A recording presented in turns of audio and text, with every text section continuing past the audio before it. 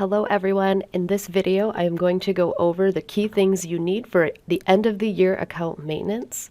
So the end of the year is approaching, and some key things that we just want to look at inside of our account to make sure that we're ready. I'm going to go through those right now. So first, do you have any employees listed who no longer work for your company? To manage your employee list, you're going to come in and you're going to click your employees, do View Full Employee List.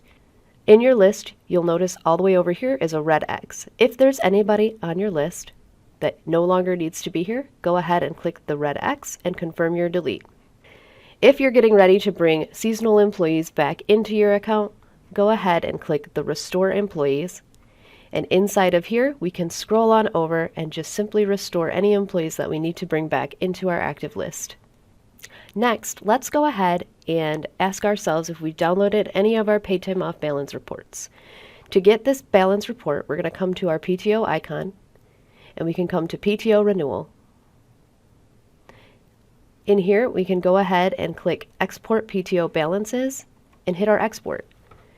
That's going to export out all of our employees' hours who have any time for the year.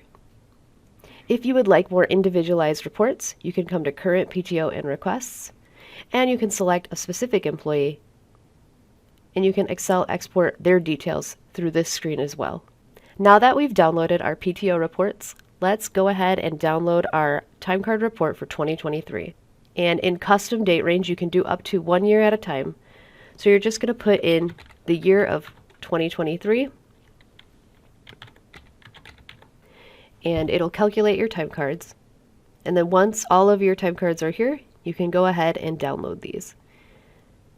Some things to remember: if you have a large employee base, you may need to chop this down by 3 months at a time. If you're not seeing all of your time cards, go ahead and use the dates. This will help you get all of your archived time cards as well. If you're entering the new year and you need to change your pay period type, you can do this by coming into your settings and then going to time clock settings and adjusting any of your basic settings here. Only administrators can change your pay period type. Before you make any changes to your pay period type, make sure that you archive any time cards that have not been archived yet. To know that they're archived, you'll see archived next to them. If you have any that are not archived, you'll want to go ahead and click the archive button and hit OK. Archiving the time cards just ensures that none of this past information gets changed when you make that update. Last but not least, let's check to see if we've added our holiday dates for the next year. To do this, go to your PTO icon and add bulk PTO. Inside here, you can either select all your employees or the employees who need the holidays added. We're going to pick 2024, and inside here, we can go ahead and put in the hours that these employees will receive, and we'll just review that and then save our PTO. Once our holidays are saved, we can always review that in our time cards for those dates.